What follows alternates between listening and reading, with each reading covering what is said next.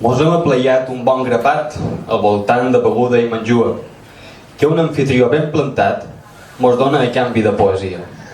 Bé, idò, aquí teniu una glosa nua, que he parit en nocturnitat i alevosia. Digna efemèride per estar pleiats, i digne és el lloc que mos acull. Ja sento un batec mediterrani que per dins les venes m'abull. Totes llengües s'agermanen en un corrent subterrani, i les diferències formoses són atzars de l'abecedari.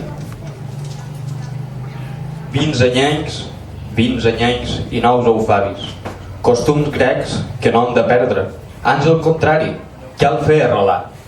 Per això, gràcies anfitrió, per bufar cucaliu d'un foc que s'apaga a poc, però que encara és viu. Actes com aquests mos fan part d'una nissaia que ve d'enrere i és en van que ha d'anar. Vos ho demana a tots, no trenqueu les baules, que si no la barca dins la nit mos fugirà. Per això, amics, celebrau, vers rere vers, la llengua que parlau.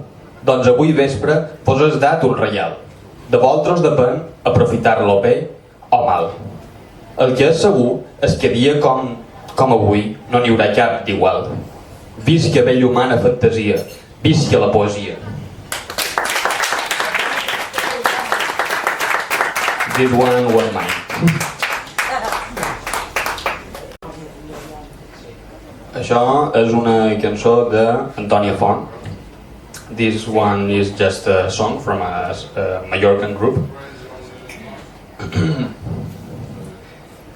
I quan va sortir el sol, després de 4 dies, pensaves i fumaves darrere una revista. Són massa domicilis de moure tots els mobles, receptes italianes, és massa temps amb obres.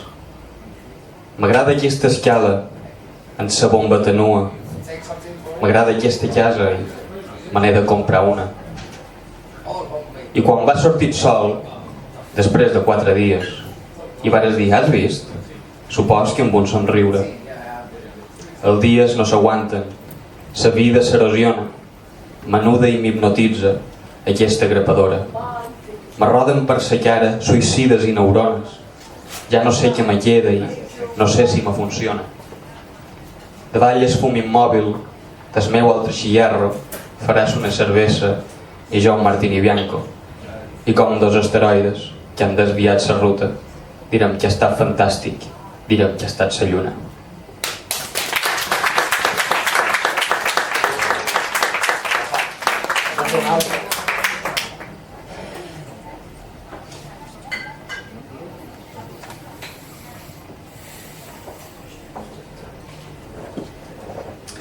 This one is from a Catalan poet, Miquel Martí i Pol. This is a little bit longer. It's a story from the 60s. Miquel Martí i Pol. De societat. Una tara de la Lota va dir molt seriosa que ella no faria mai de cap manera fora sortir al carrer si no portava els ulls pintats. M'estimaria més sortir nua, afirmava. I em va mirar aleshores i tots dos vam somriure. Ella seia al costat del seu marit i duia uns shorts blancs molt cenyits damunt les cuixes d'eben. Bevia un whisky amb gel i parlaven, com sempre, de revolucions fallides i de sexe, de drets, de llibertats i d'altres bagatel·les. Ruminaven conceptes. Destrament ruminaven conceptes.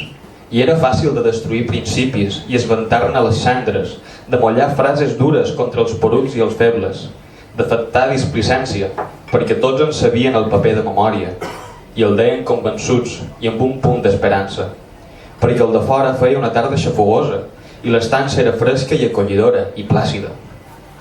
La Lota, l'endemà, va venir a casa meva, pretextant no sé quina consulta sobre un llibre, i vàrem fer l'amor per primera vegada, sense por ni desficis, enfervorits i alegres. Era molt vehement, la Lota, i s'entendria per qualsevol fotesa, un gest, una paraula. Per ella aquell dia era un senyal claríssim del món prefigurat en múltiples converses. No un accident banal, sinó el foc que allibera. Ho veus com és possible? Deia, i desmesurada afegia, això nostre durarà, n'estic certa. Va durar tot l'estiu. Al capdavall maldaven per evitar els estralls de la desfeta i vàrem aconseguir un final enraonat i digne. Ara ens veiem sovint, amb els amics de sempre, i parlem, com abans, de les mateixes coses, i bevem whisky amb gel com abans. Tot retorna per camins tan fressats que de vegades sembla que no ens hem ni mogut, i al pou de la memòria no hi ha veus ni records, sinó un gran munt de sorra.